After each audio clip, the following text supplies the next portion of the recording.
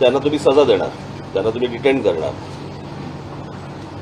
आणि जे कायद्याचं पालन करत नाहीयेत त्यांना तुम्ही मोकळीक देणार. तरी मी आज तुम्हाला एवढं निश्चित सांगेन की जवळपास 90-92% ठिकाणी महाराष्ट्रामध्ये सकाळची अजान झाली नाही. सर्व ठिकाणी आमचे लोक तयारच होते. पण मी खास करून त्या सर्व मशिदींमध्ये जे काही काय चालवणारे जे कोणी मौलवी वगैरे जे कोणी असतील यांचे मी खास आभार मानेन की आमचा जो विषय आहे तो विषय त्यांना नीट समजला. तर मला आता मुंबईचा जो रिपोर्ट आला आहे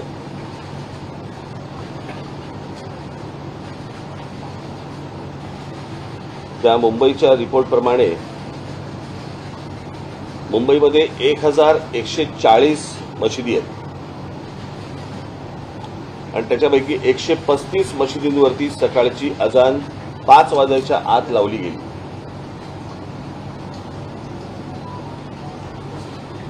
काल मला ते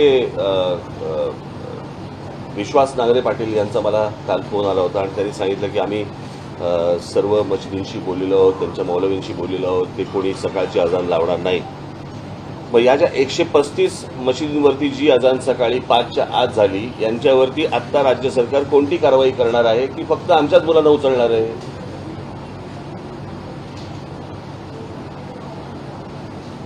एक विषय मला असं वाटतं आपण समजून घेतला पाहिजे. हा विषय क्रेडिटचा नाही आहे की हे आमच्यामुळे झालं किंवा कोणामुळे झालं, हा विषय नाही आहे. मला असं वाटतं की सामंजस्याने जर सगळ्यांनी जर हे विषय नीट हाताळले तर हा विषय सगळ्यांचा आहे. म्हणजे हा एकटा क्रेडिट काय बाबा आमच्यामुळे 92% ठिकाणी अजान झाली नाही, मला नाही असल्या क्रेडिट घ्यायची इच्छा पण नाही. आम्ही हे फक्त बोललो, तुम्ही ही गोष्ट दाखवली, लोकांपर्यंत पोहोचवली, लोकांनी ही मान्य केली. त्याच्यामध्ये ज्या मशिदी होत्या त्या मशिदीमधले जे मौलवी होते त्यातल्या अनेकांना हा विषय समजला, त्यांच्यापर्यंत पोहोचला, सरकारपर्यंत पोहोचला. सरकारमधल्या मी पोलीस दलाला देखील मी धन्यवाद देईन की त्यांनी ह्या सगळ्या गोष्टींची काळजी घेतली. मी तुम्हालाही खास करून धन्यवाद देईन की तुम्ही हा लोकांपर्यंत नीट विषय पोहोचवलात. त्याच्यामुळे मला असं वाटतं की हा एक कलेक्टिव्ह एफर्ट होता आणि ज्याच्यातनं लोकांना जो त्रास दिवसभराचा होतो तो कमी होईल किंवा बंद होईल ही यातनं अपेक्षा आहे. हा विषय फक्त काही मशिदींवरच्या भोंग्यांचा आहे अशातला भाग नाही. मंदिरांवरती काही ठिकाणी आहेत तेही खाली आले पाहिजे. ज्याचा या गोष्टींचा लोकांना त्रास होतो मला असं वाटतं ती गोष्ट बंद झाली पाहिजे. मला काल विश्वास नांगरे पाटलांनी मला सांगितलं की आम्ही इतक्या आमच्याकडे ॲप्लिकेशन्स आले आणि इतक्या आम्ही मशिदींच्या भोंग्यांना आम्ही परवानगी दिली. मला एक गोष्ट कळत नाही आहे की आत्ता मुंबईत महाराष्ट्रामध्ये ज्या मशिदी आहेत यातल्या बहुतांशी मशिदी या अनधिकृत आहेत. अनधिकृत मशिदींवरती लागलेले भोंगे हे अनधिकृत आहेत आणि त्यांना सरकार परवानगी देते अधिकृत. हे माझ्या कल्पनेच्या बाहेरची गोष्ट आहे, कोणाच्याही कल्पनेच्या बाहेरची गोष्ट आहे. म्हणजे अनधिकृत गोष्टींना तुम्ही अधिकृत परवाने देताय कशासाठी, कोणासाठी देताय? आणि मी आत्ताची पत्रकार परिषद ही घेणं एवढंच माझं आत्ताचं कारण आहे की हा विषय फक्त सकाळच्या अजान पुरताचा नाही आहे. दिवसभर जे काही 4 ते 5 वेळा जी काही बांग दिली जाते, जी काही त्यांची प्रार्थना ते म्हणतात, जे लाऊडस्पीकरवरनं म्हणतात, ती जर परत त्यांनी दिली तर आमची लोक हनुमान चालीसा त्या वेळेला वाजवणार म्हणजे वाजवणार.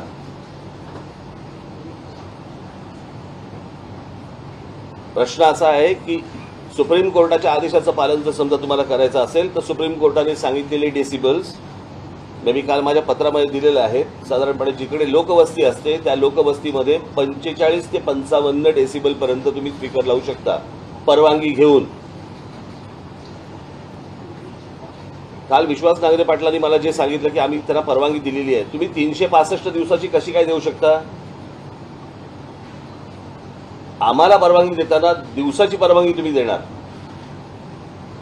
सणासुदीला देताना तुम्ही 10 दिवसाची 12 दिवसाची अशी परवानगी देणार आणि ह्यांना 365 दिवसाची देणार कशासाठी? आणि मला असं वाटतं ह्यांनी पण रोजच्या रोज परवानगी मागितली पाहिजे, तीही सुप्रीम कोर्टाने सांगितलेल्या डेसिबलच्या नियमात बसून. आता ते जे 45 ते 55 डेसिबल सांगितलंय, म्हणजे आपल्या घरचा जो मिक्सर असतो त्या मिक्सरचा जो आवाज येतो तेवढे डेसिबल, याच्यावरती जाता येणार नाही. आता प्रश्न असा आहे, मी सांगितलं होतं की हे पहिले भोंगे खाली उतरवा. पोलिसांना काय एकच धंदा आहे का रोज सकाळी डेसिबल मोजत बसायचं? लोकांनी फक्त एवढीच गोष्ट करत बसायची का की यांचे डेसिबल जास्ती आहे का कमी आहे?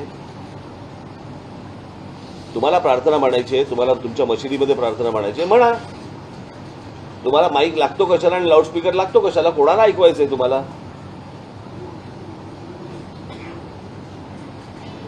त्याच्यामुळे आमची जी मागणी आहे की ह्याच्यावरचे अनधिकृत हे भोंगे हे खाली उतरले गेले पाहिजेत, उतरवले गेले पाहिजेत. आणि जोपर्यंत हे उतरवले जाणार नाहीत तोपर्यंत आमचं आंदोलन चालू राहणार. हा विषय आंदोलनाचा एक दिवसाचा विषय नाही आहे, हा कायमचा विषय. जोपर्यंत ह्याचा निर्णय लागत नाही तोपर्यंत हे असंच चालू राहणार. आम्ही जे सांगतोय जे सरकार सांगतोय आम्ही सुप्रीम कोर्टाच्या आदेशाचं पालन करतोय. मग जर करायचं असेल तर पूर्ण करा. यांना जर वाटत असेल की आमचं आज झालंय सगळीकडे बँडो ठिकाणी काही काय अजान झाली नाही म्हणून आम्ही काहीतरी खुश होऊ वगैरे, अजिबात होणार नाही. हे दिवसभरामध्ये ज्या काही वांगा दिल्या जातात त्या देखील त्याच डेसिबलमध्ये लागल्या पाहिजेत. त्याच्यापेक्षा जर जास्ती लागल्या गेल्या हनुमान चालीसा चालू राहणार.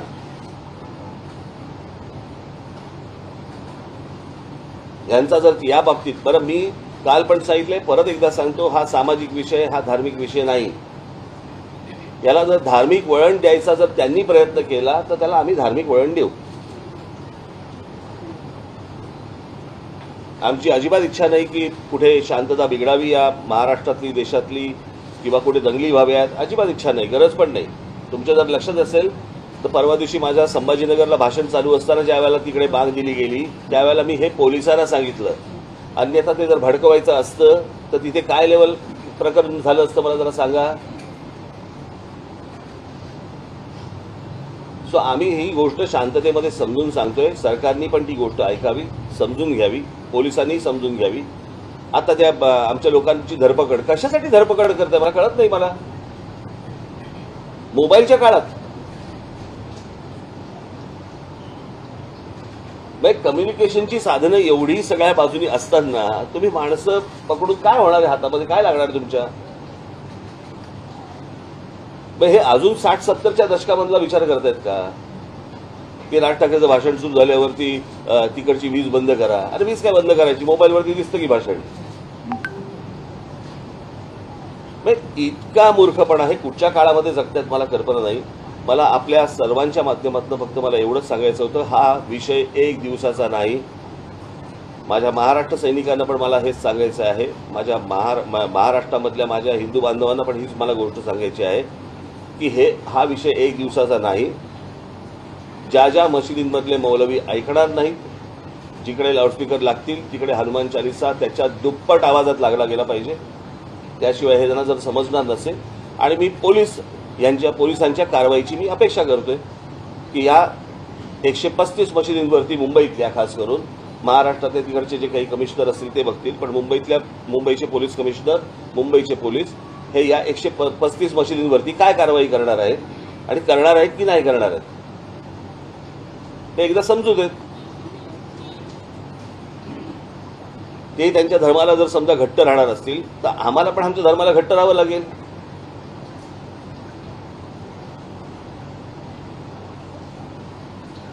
याचा पोलिसांनी विचार करावा, सरकारने विचार करावा. आणि मला असं वाटतं की या महाराष्ट्रात शांतता नांदावी, लाऊडस्पीकर बंद व्हावे. जेव्हा तुम्हाला सणासुदीला लागतायत, काही सभाजना लागतायत, कुठच्या कारणाला लागतायत, आपण समजू शकतो लाऊडस्पीकर. पण 365 दिवस सकाळी उठल्यापासून दिवसभरामध्ये 4-4, 5-5 वेळा तुम्ही जर ऐकवणार असाल तर आम्हाला नाही ऐकायचंय ते. याचा महिलांना, विद्यार्थ्यांना, कोणी आजारी ग्रस्त असतील त्यांना त्या गोष्टींचा त्रास होतो. एवढं पण समजत नाही ह्यांच्या. म्हणजे ह्यांचा धर्म मोठा माणुसकीपेक्षा. परंतु मी परत सांगेन आपल्याला की ज्या मशिदीवरचे सकाळी आज अजान झाली नाही, त्यांनी देखील याच्या पुढे ज्या वेळेला त्यांना काय प्रार्थना म्हणायची आहे, एक तर पोलिसांनी हे भोंगे खाली आणले पाहिजे, तुम्हाला जी काय प्रार्थना करायची मशिदीमध्ये करा, आणि हे आवाज बंद झाले पाहिजे महाराष्ट्रामधले, एवढीच फक्त मी अपेक्षा करतोय. परत एकदा सांगतो, हा विषय एक दिवसाचा नाही. तुम्ही 4 तारीख म्हणून 4 तारीख पकडू नका. हा कायमस्वरूपी राहणार जोपर्यंत विषय निकाली लागत नाही तोपर्यंत. सर, एक प्रकारे तुम्ही हे आंदोलन जे आहे ते तीव्र करताय, म्हणजे एक प्रकारे जोपर्यंत हा मुद्दा सुटत नाही तोपर्यंत तुम्ही हे आंदोलन तीव्र करताय. यामुळे समाज स्वास्थ्य किंवा कायदा सुव्यवस्थेची परिस्थिती याचा विचार त्यांनी करायचा आहे, मी नाही करायचा आहे ना.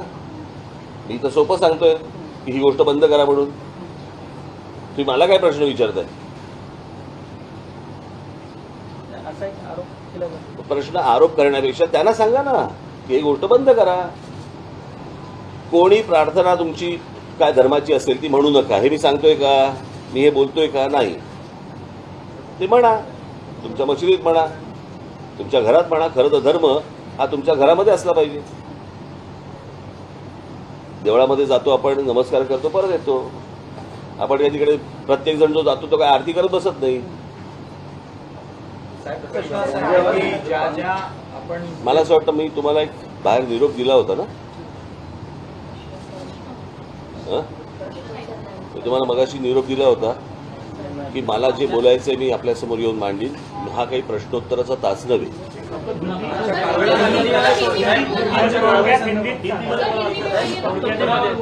मैंने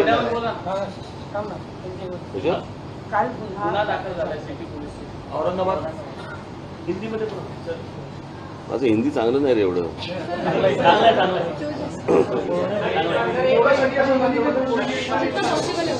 हमारे कार्यकर्ता का धरपकड़ा जो चल रहा है